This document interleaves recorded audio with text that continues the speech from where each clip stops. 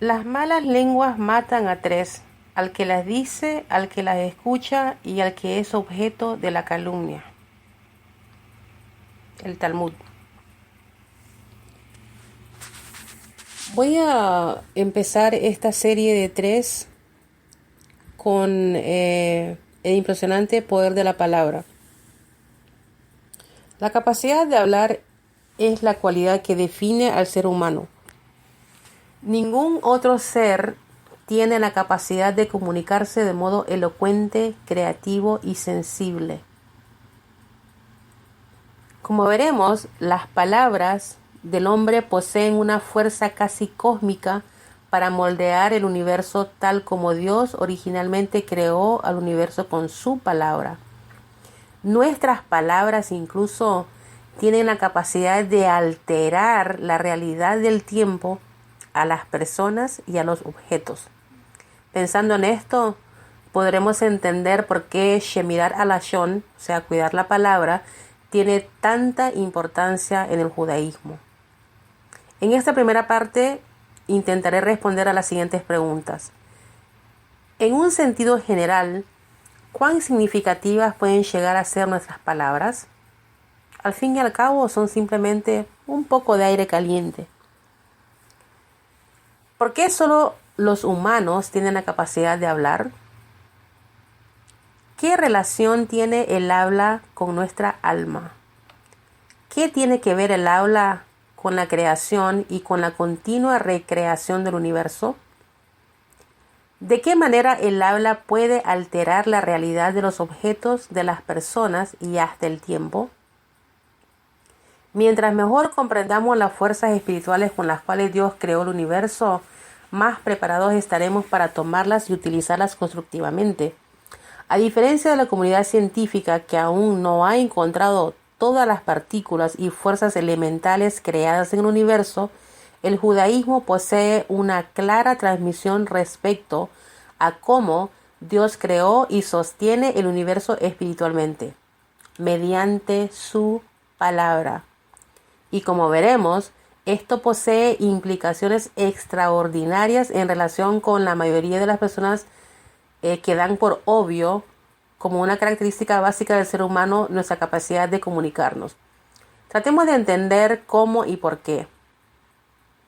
En Bereshit 1 al 29, según el Talmud de Babli, o sea, el Talmud de Babilonia, en Rosh Hashanah 32a, los 10 pronunciamientos mediante los cuales fue creado el mundo.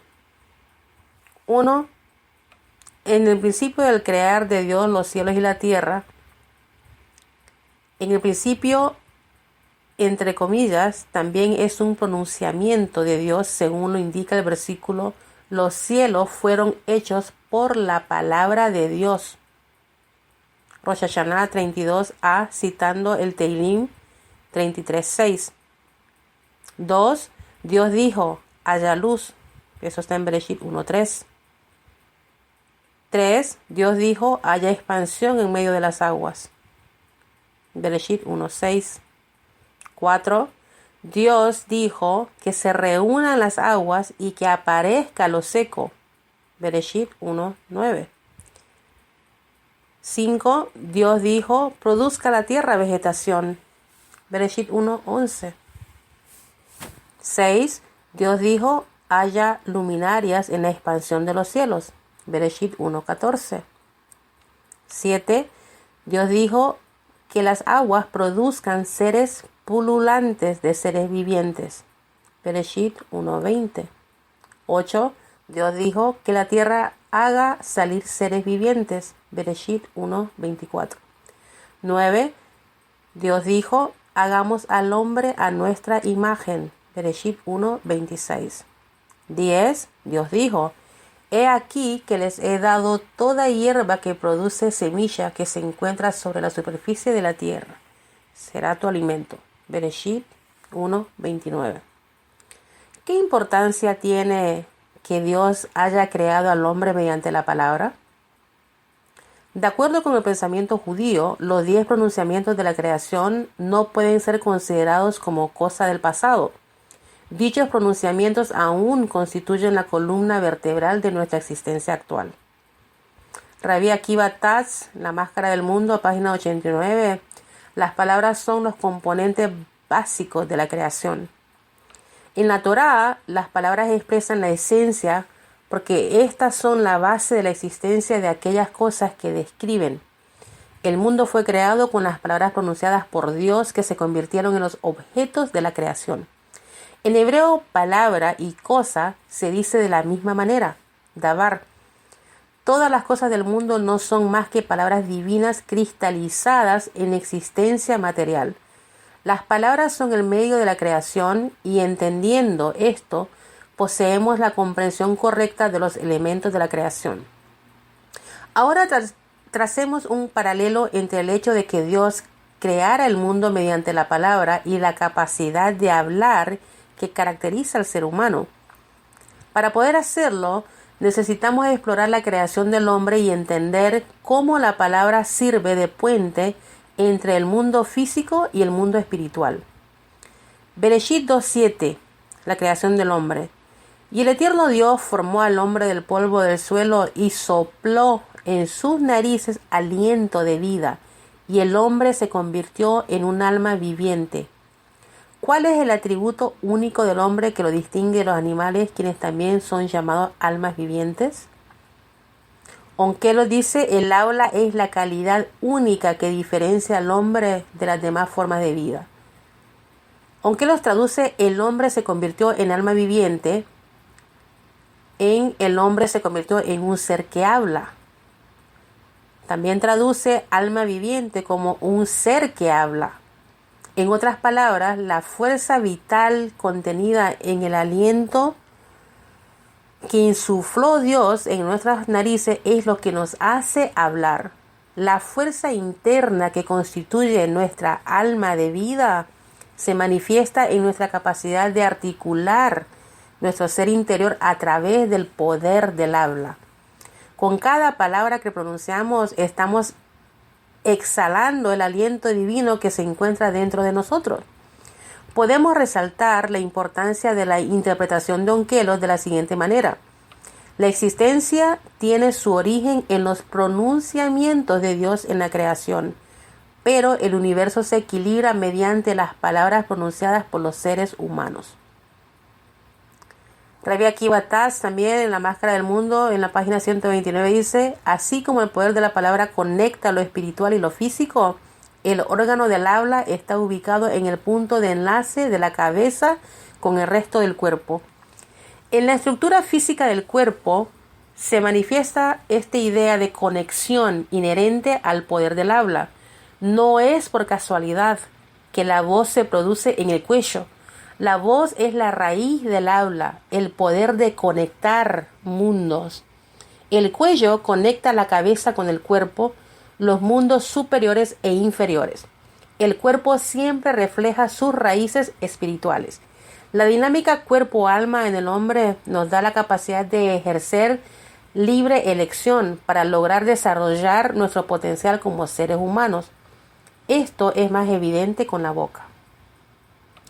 Rabbi Isaac Berkovitz en Hafetz Haim, una clase diaria en la página 26, dice, la libre elección se manifiesta mayormente a través de nuestra boca. El ser humano está hecho de tierra.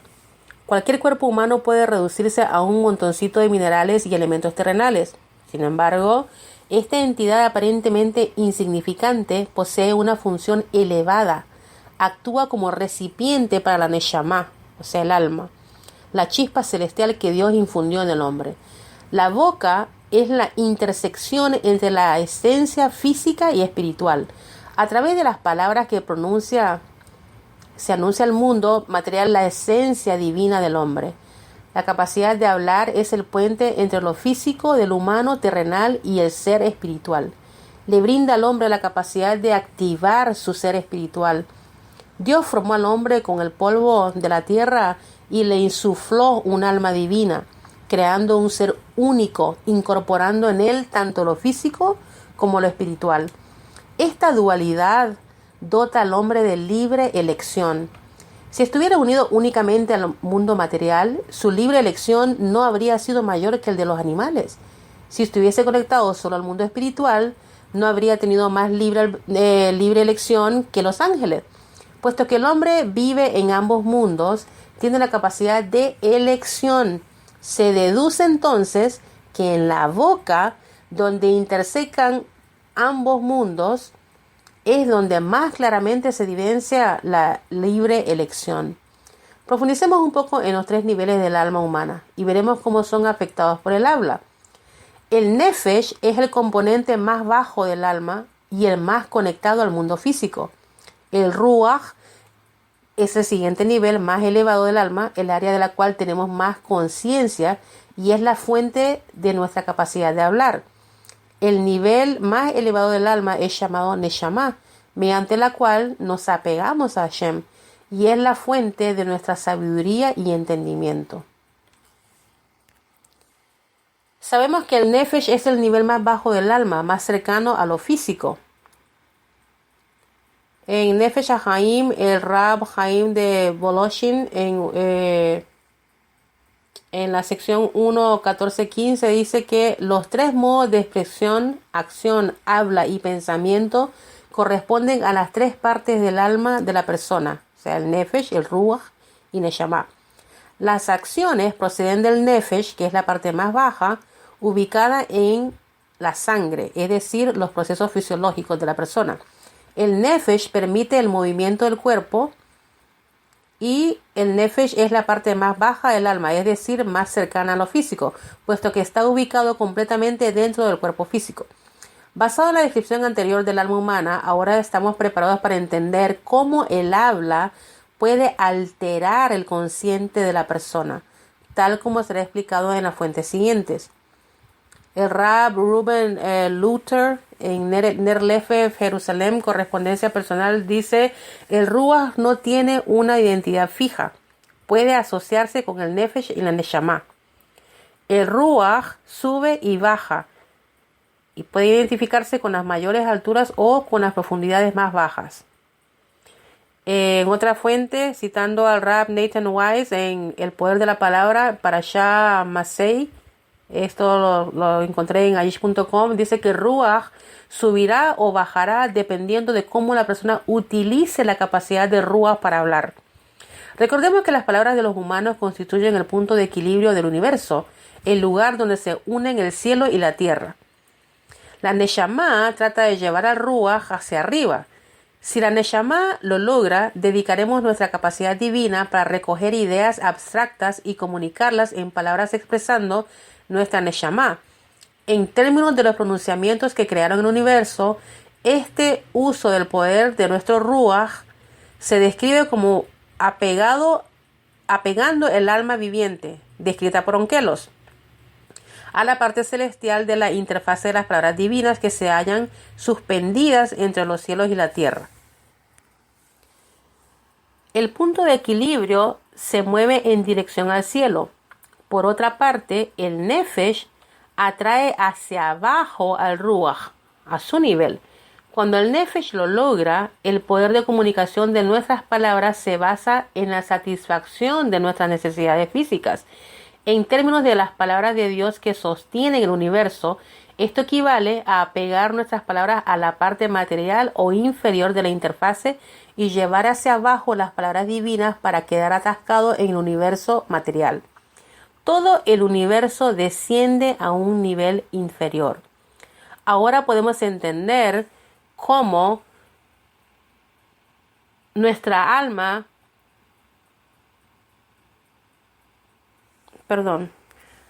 ahora podemos entender cómo nuestro hablar afecta a nuestras mismas almas.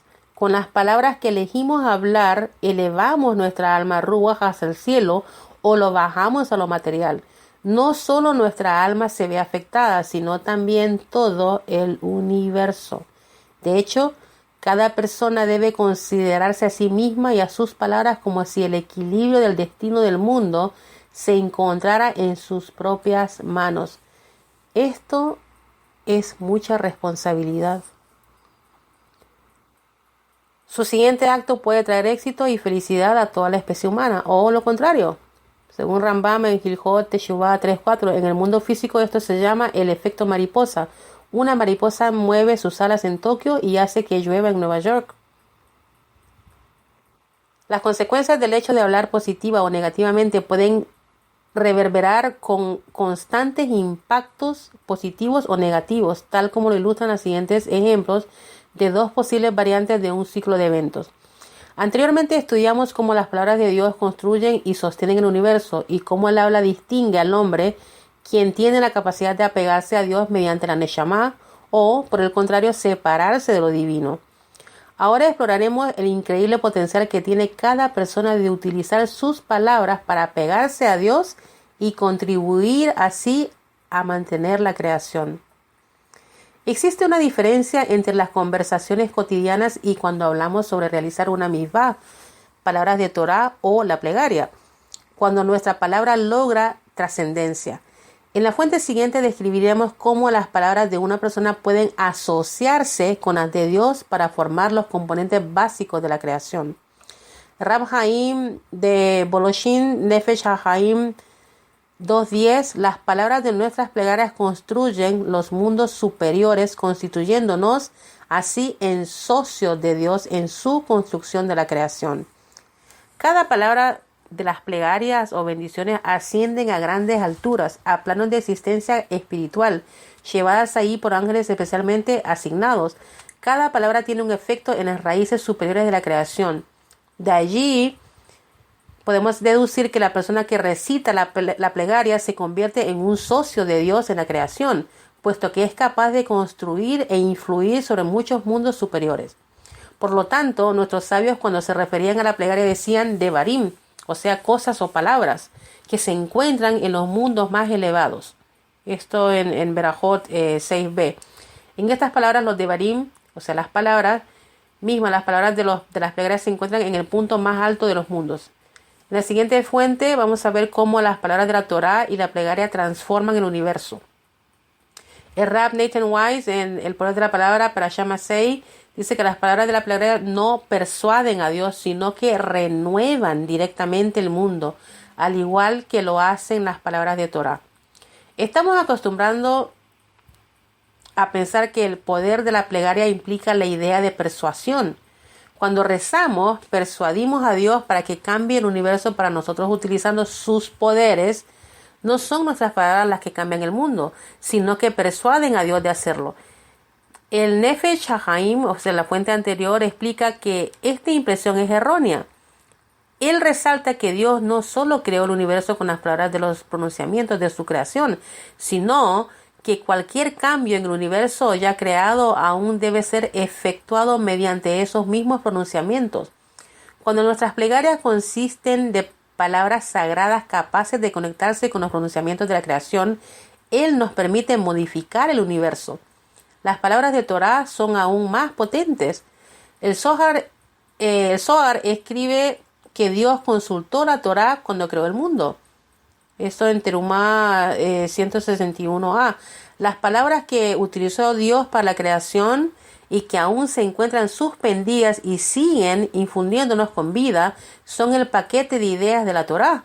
Cuando nuevas palabras de Torah salen de labios humanos puros, se incrementa el depósito de pensamientos de creación que pueden ser empacados en palabras.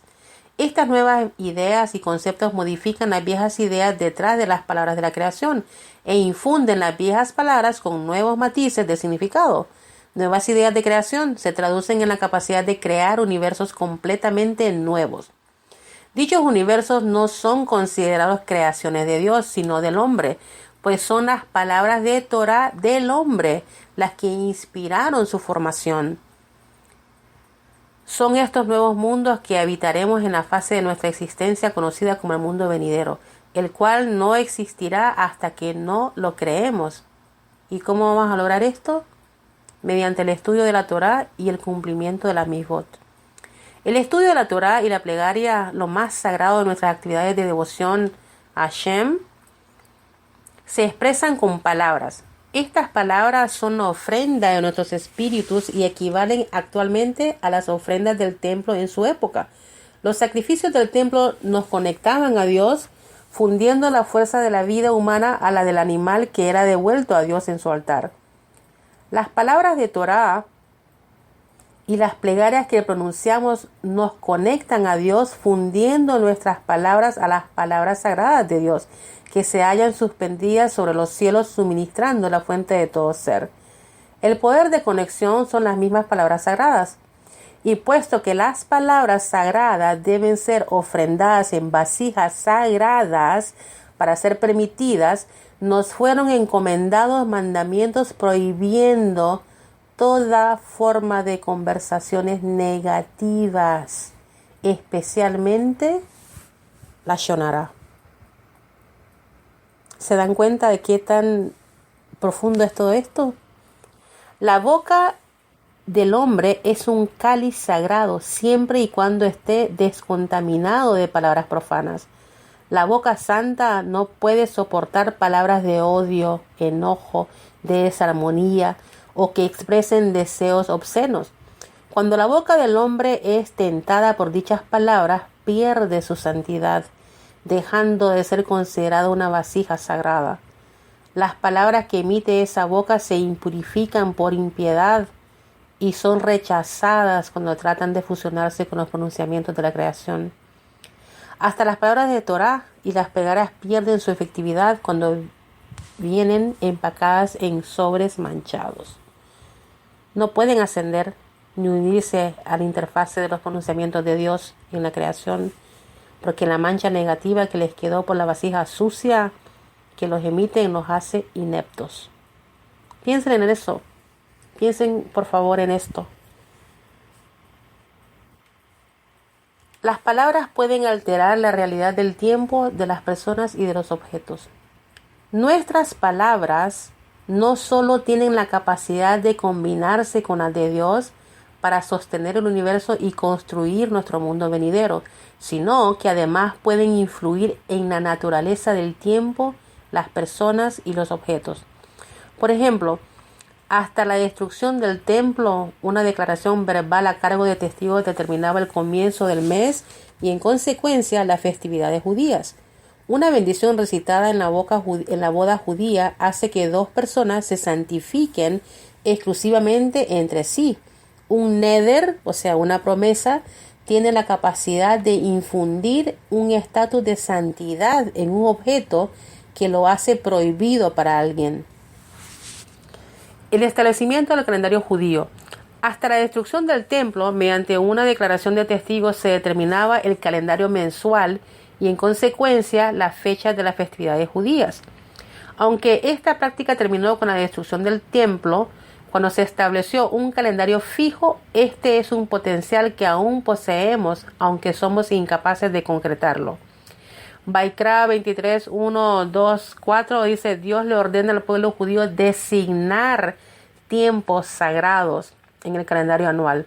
Dios habló a Moshe diciéndole que le diga a los israelitas: hay tiempos especiales que deberán designar como fiestas sagradas para Dios. Mis tiempos especiales son los siguientes.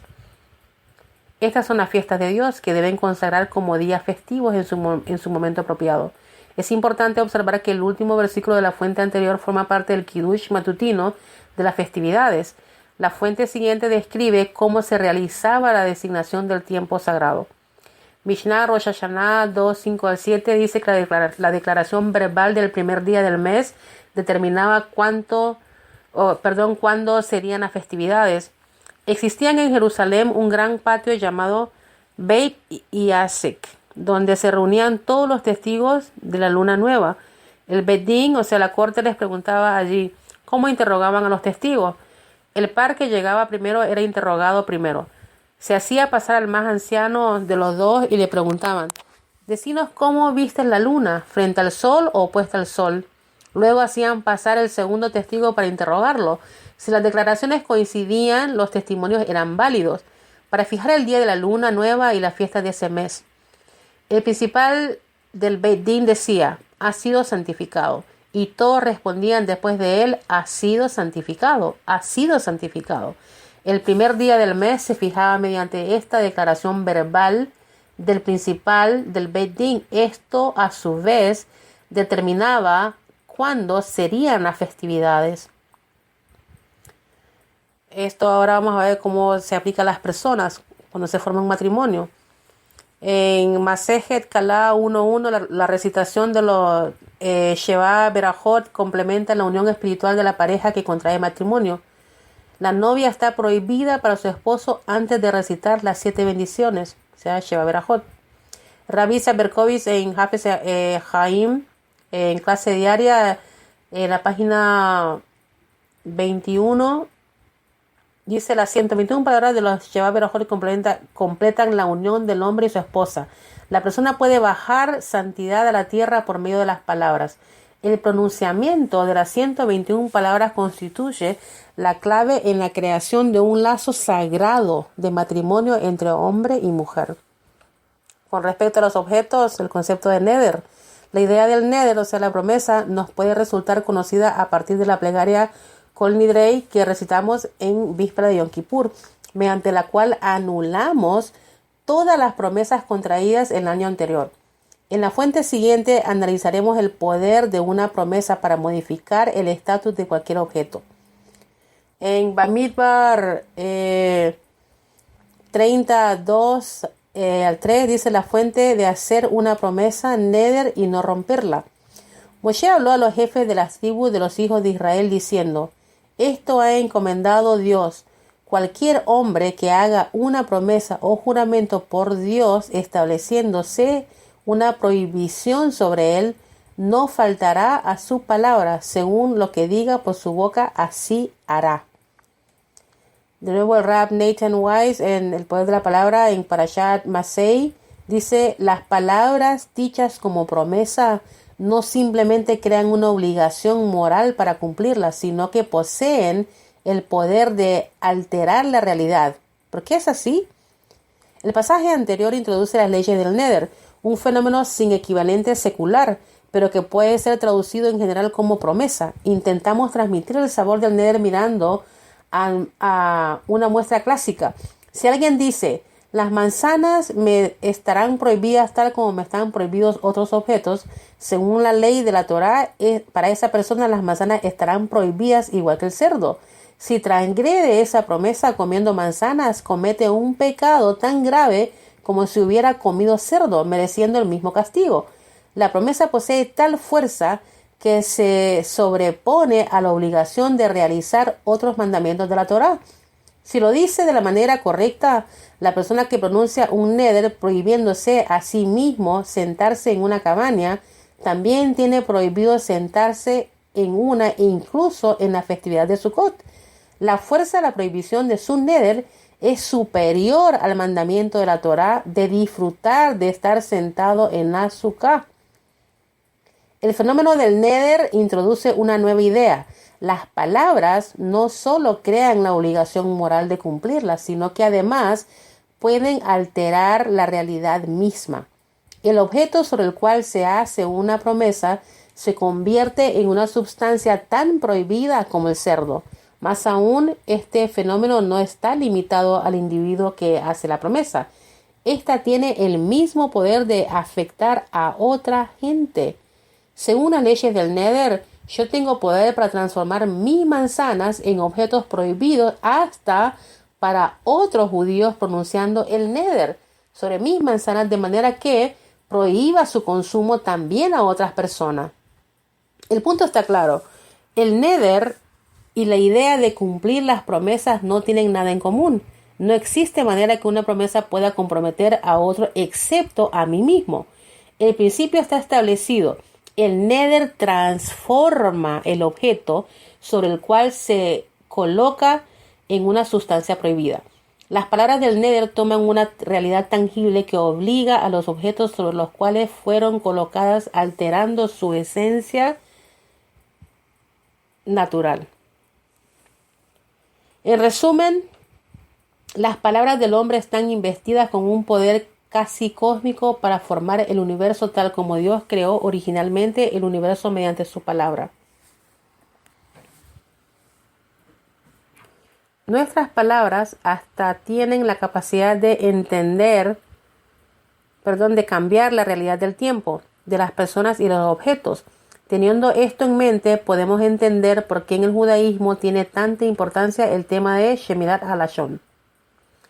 Físicamente, el hombre tiene un cuerpo como el animal. Sin embargo, él tiene un alma única conectada a su fuente divina. Es dicha alma lo que le permite hablar. Hablar es una expresión de la esencia del hombre, puesto que combina tanto su alma, o sea, fuente de las ideas, como su cuerpo, su boca, como herramienta de expresión. El alma humana tiene 3 niveles. El habla proviene del nivel medio llamado Ruach, el cual nos da nuestro sentido de ego. Puede ser influenciado para ascender expresando palabras relacionadas con la Neshama, el nivel más elevado del alma, o descender al nivel del Nefesh, el cual controla los procesos fisiológicos del cuerpo. El mundo fue creado a través de las palabras de Dios, por ejemplo, y Dios dijo que haya luz. Estas palabras son los componentes básicos de la creación. En hebreo, palabra y cosa se dicen de la misma manera, davar. Desde el comienzo de la creación hasta el presente, la palabra de Dios continuamente mantiene todo en existencia. Las palabras de Torá y la plegaria renuevan el mundo. ¿Qué significa? Dios no tiene que ser persuadido para utilizar su poder para alterar el universo. Más bien, nuestras palabras ascienden a los mundos superiores y Dios les permite alterar a la creación. De este modo, nos convertimos en socios de Dios en la creación. Si las palabras tienen poder para transformar el universo, ¿cuánto más lo tienen para alterar el estatus de los objetos, las personas y el tiempo?